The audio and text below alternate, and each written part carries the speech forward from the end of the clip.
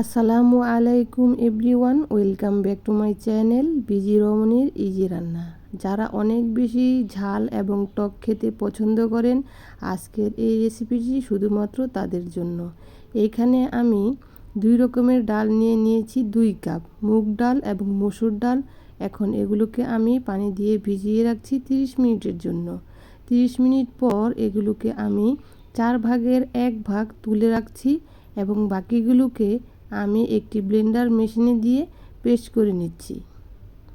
এখানে 1 ভাগ তুলে রাখলাম এবং বাকিগুলো পেস্ট করে নেব। আপনারা চাইলে কিন্তু যদি হাতে সময় থাকে শিলপাটায়ও বেটে নিতে পারেন। তো এরপর ওই রেখে দেওয়া আস্ত যে ডালগুলো আছে ওইগুলো দিয়ে দিলাম এবং দিয়ে দিলাম হলুদ, মরিচ এবং সামান্য পরিমাণ লবণ। ভালোভাবে মিক্স করে নিলাম। নেওয়ার পর চুলায় দিয়ে দিলাম তেল। এরপর এগুলোকে আমি ভেজে নেব। নরমালি আমরা যেভাবে পেঁয়াজুর শেপ করি ওইভাবেই ভেজে নেব। প্রায় 1 থেকে 2 মিনিট ভাজার পর এপাশ ওপাশ উল্টে তারপর একটাকে আমি নামিয়ে নেব।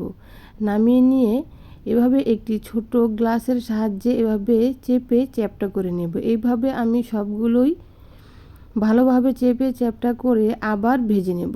ভেজে নেওয়ার পর ঠান্ডা হয়ে এলে এরপর এগুলোকে হাত দিয়ে ভেঙে উপর থেকে পেঁয়াজ কুচি, শসা কুচি, গাজর কুচি, টমেটো কুচি এবং কাঁচামরিচ দিয়ে দেব।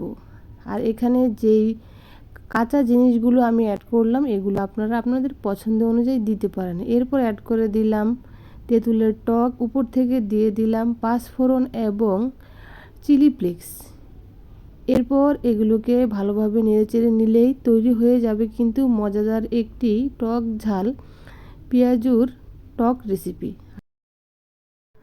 আশা করছি রেসিপিটি ভালো লেগেছে। যদি ভালো লেগে থাকে চ্যানেলটি সাবস্ক্রাইব করে দেবেন। সবাই ভালো থাকবেন, সুস্থ থাকবেন এই প্রত্যাশায়। আল্লাহ হাফেজ।